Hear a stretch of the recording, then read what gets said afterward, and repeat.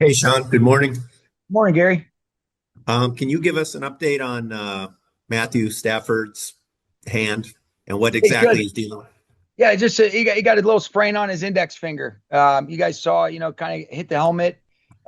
He's as tough as it gets, but he's feeling good. Had a little, a little sprain on the index finger. I don't want to say little, but he had a sprain on the index finger. But he was able to push through it. He's as tough as it gets, and we'll be good to go.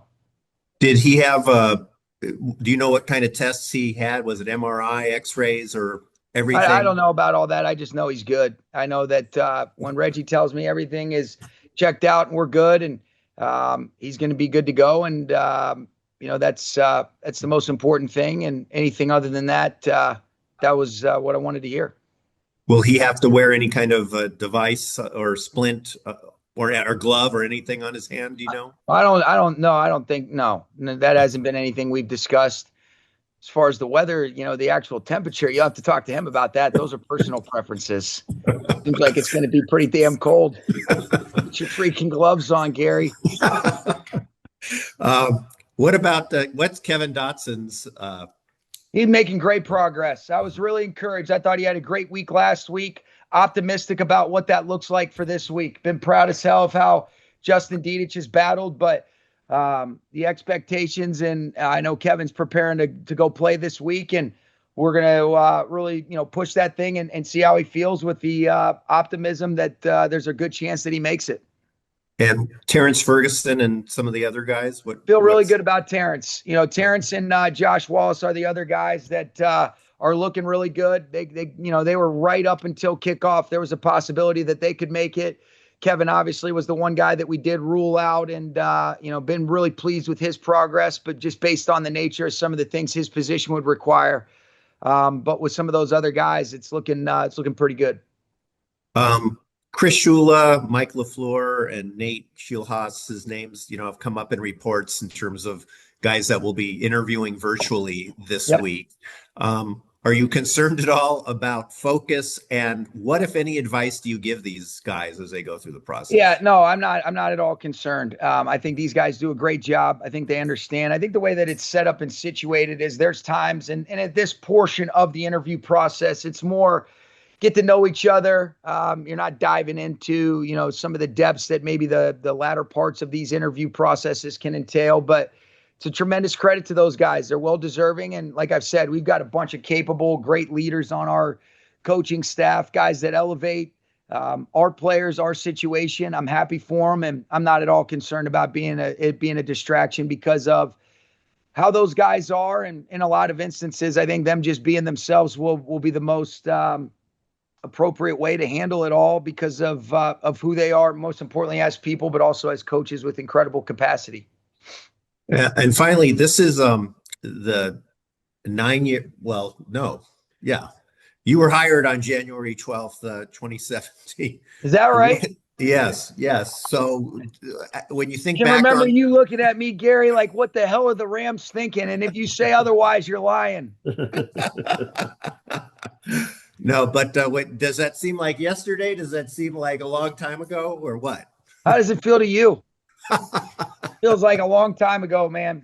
In some instances, it feels like we were just there at the press conference, and then in some instances, it can feel like it was a long time ago. But what I do reflect on, and my parents being in town, or when you talk about a lot of the cool things that have happened, just a lot of gratitude for a lot of cool things, a lot of special relationships that have been built, and think more than anything, as you continue to do this and you go through it and you get another opportunity to be in this role for another year and working for an owner that you love and care about and leading alongside people, you're just grateful. And you're also grateful for opportunities that aren't afforded to be in the final eight, and to do those types of things, and to be able to have meaningful journeys with people that mean a lot to you. And so that's crazy that it's been that long ago. In some instances, I feel like I'm a lot older than I am, but I'm also I think I have a lot better perspective than I did, especially in parts of those middle parts of the career, like we've talked about. Thanks very much. You're welcome. Sarah? Hey Sean, do you have an update on Akello or any other injuries coming out of the game? Yeah, Kello, unfortunately, he ended up getting his shoulder bad. He's going to be on IR. It was a tough, good tackle by him, but kind of re-aggravated that same thing from earlier in the year, and so he'll end up being out. He's the only guy that will actually miss the next. He'll be out for the remainder. Did he break it again, the scapula? Think so. Yeah. Um, you the Bears have been coming back a lot this year. You guys have had some games this year where you've had the lead early. You guys are up 14-0 on the Panthers. What do you tell your team, or how do you as a coaching staff prepare to, for lack of a better word, like step on a team's throat and not allow them to come back into a game? I think consistent execution, but the enemy has a say. I mean, you mentioned the game the other day. What I was proud of is that we found a way to finish. There's been some instances that we've leaned into that we established leads and we weren't able to sustain that momentum and make those critical plays to be the difference. And I thought that was the positive takeaway from the other day, even though I think that we can play a lot better and I expect us to play a lot better. But in spite of all those things, we still found a way to overcome. And that's what this is about at this point in the season. A lot of respect for the Bears. We're obviously, we found out we were playing them after that Niners-Eagles game and start to dive into the prep. They're the only team left in the NFC that we don't have a bunch of familiarity left or familiarity with. And so excited that we have a full week to be able to do that. And I'm excited to really dive into it once we finish up with this call here in a few minutes. After you made the change in special teams coordinator position, you said the reason you did it when you did was because you believe this team had, you knew what this team was capable of. Now, where do you stand as you evaluate what I feel good. I think what's interesting is when you look at it, there's obviously been some things, the margin of error is small, and you look at, the one that we did have that was, I think we've covered better. I think we've done a good job. I think guys are playing with a sense of urgency, and if one guy ends up missing a block where we kind of are beating an overload and it's on, the opposite side, and it's a similar thing that they had done earlier in the game. And the guy made a good play and we didn't execute the way that we're capable of. And that's a player that I trust in that will learn from it. And sometimes it doesn't go down, the way that we want, but there were some positives. I think our kicking operation has been outstanding. I think we've covered kicks, a lot better. And then I think that, that punt operation was a key and critical error that we have to be able to correct. But I think that's something that, we can do a better job of in terms of our player being able to execute. And this is a player that I believe in and made a mistake and we learn from it and we grow. Thank you. Stu. Hey, Sean, how has your philosophy or approach on fourth downs evolved over the course of the season?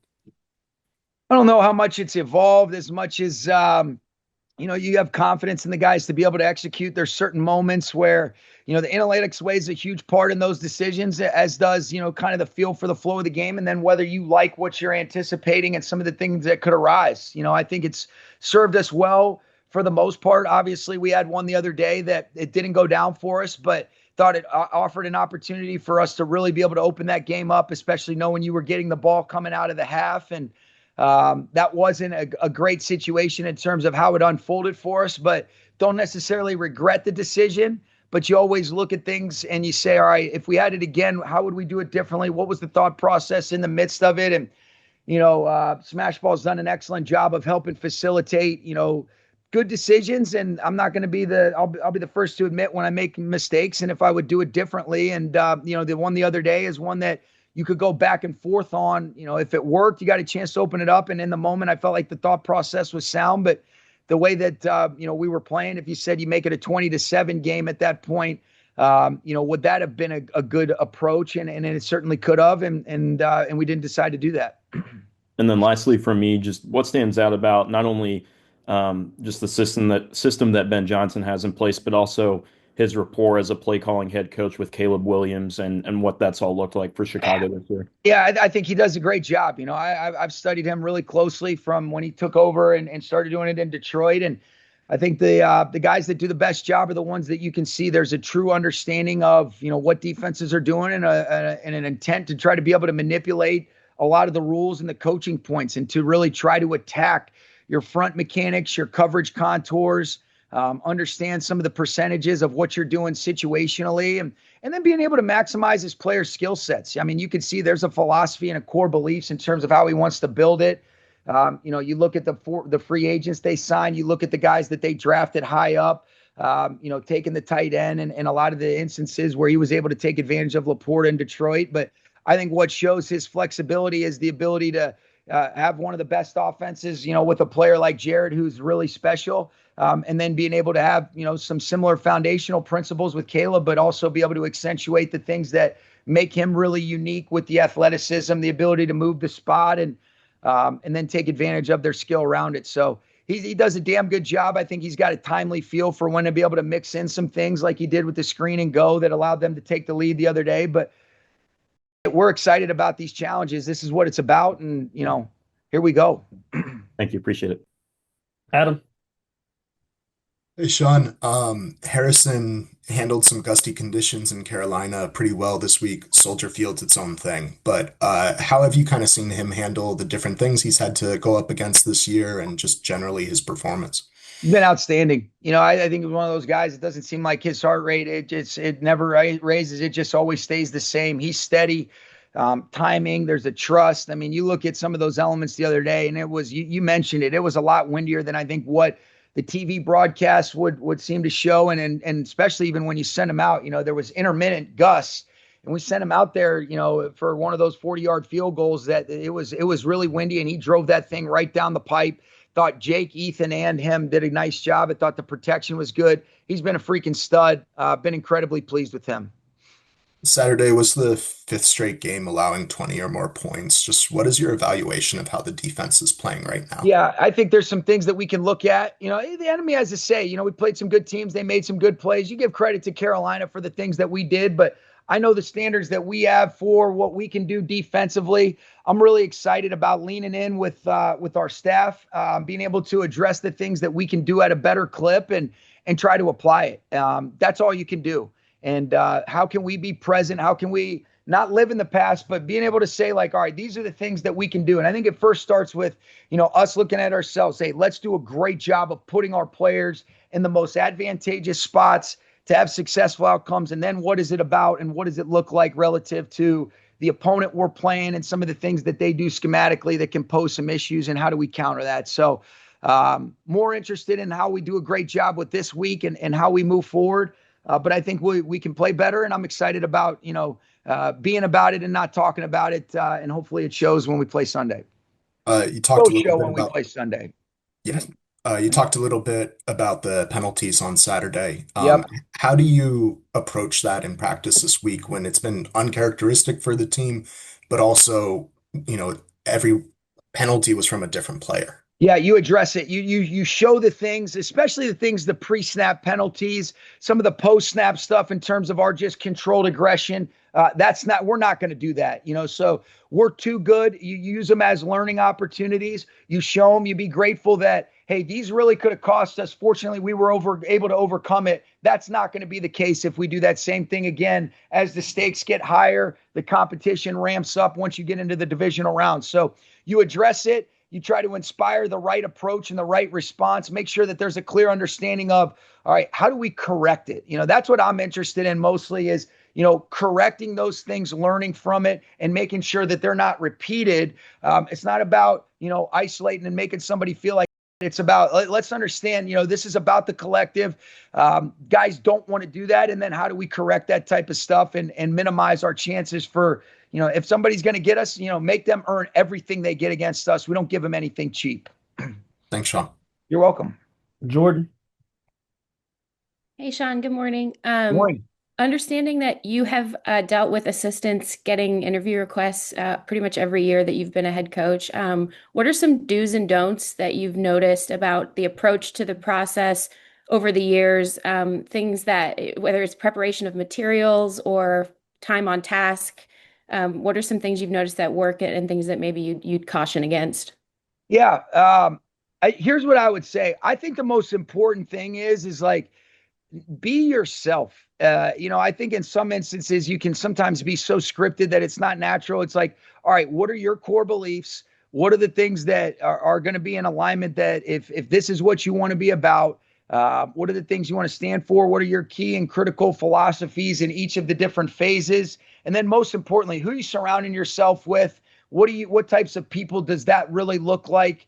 And then what are some of your blind spots that you need to supplement yourself with people that can help you? I think when I look back, one of the best things that happened was being able to be around Wade Phillips and John Fossil when I was a young coach, and having guys like Joe Barry and Aaron Cromer and some veteran assistants around me that could really fill in those blind spots, where there was a trust that things were going down. And then I didn't feel like I'd have all the right answers. I think, and sometimes when you get into the head coaching role, you just have this imaginary vision that you think you have to have all the answers. And no, you don't. You can lean on other people. You can say, I don't know that right now. I'm going to be able to figure it out.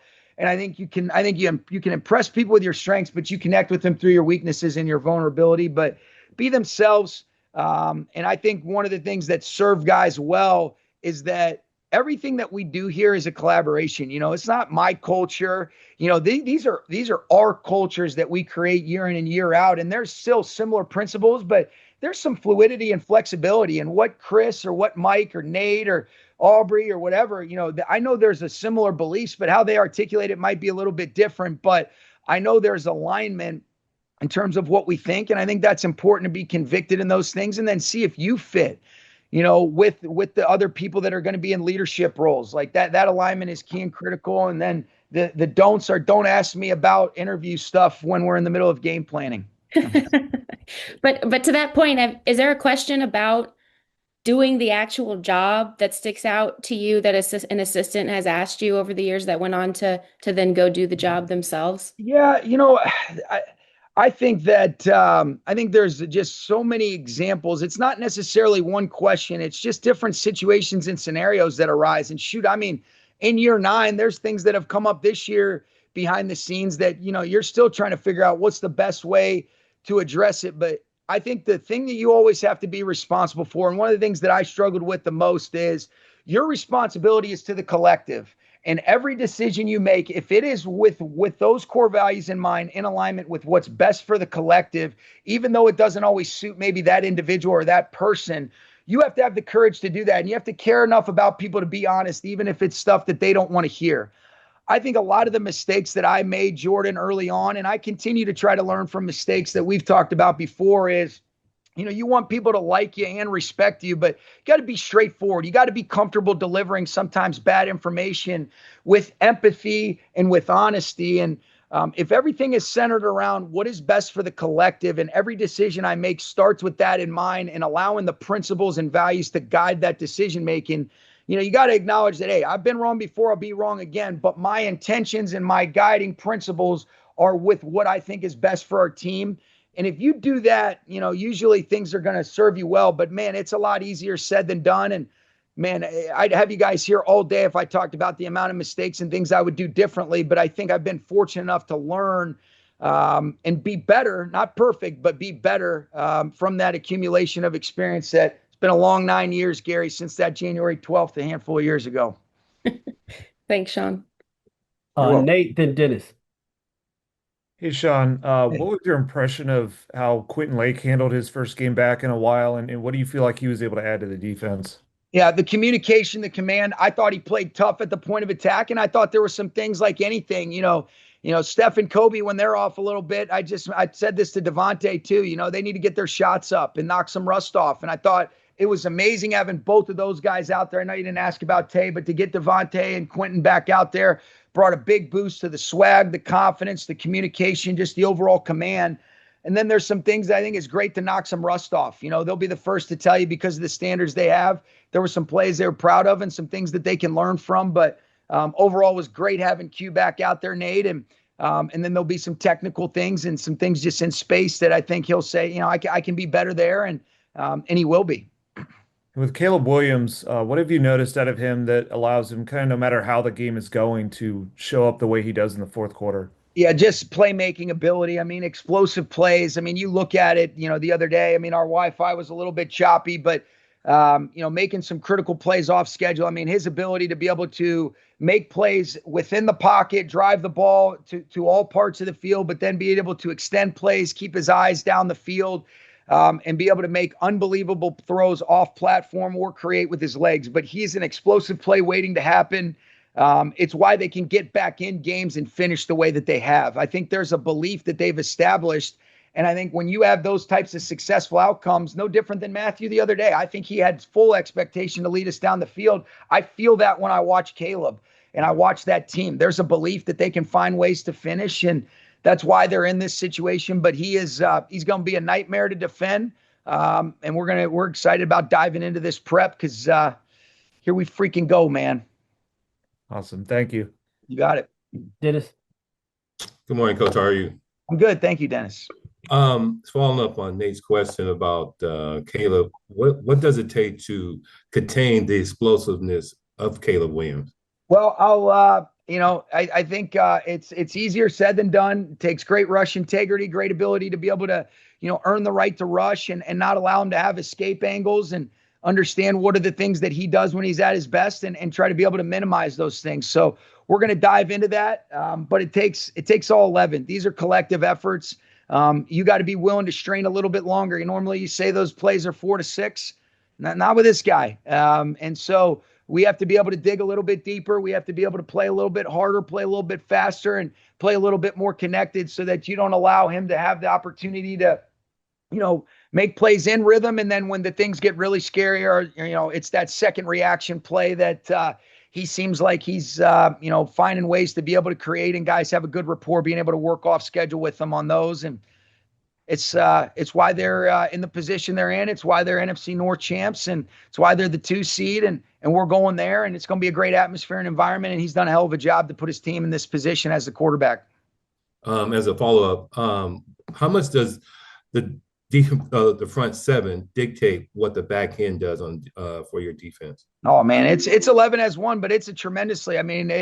The front, makes a lot of stuff go. So it has a tremendous impact. We talk about being connected 11 as one, but those guys up front, they understand how vital they are for the success of the totality of the unit, and that's consistent across any good defense. All right, thank you, Coach. You got it. Thanks, Coach.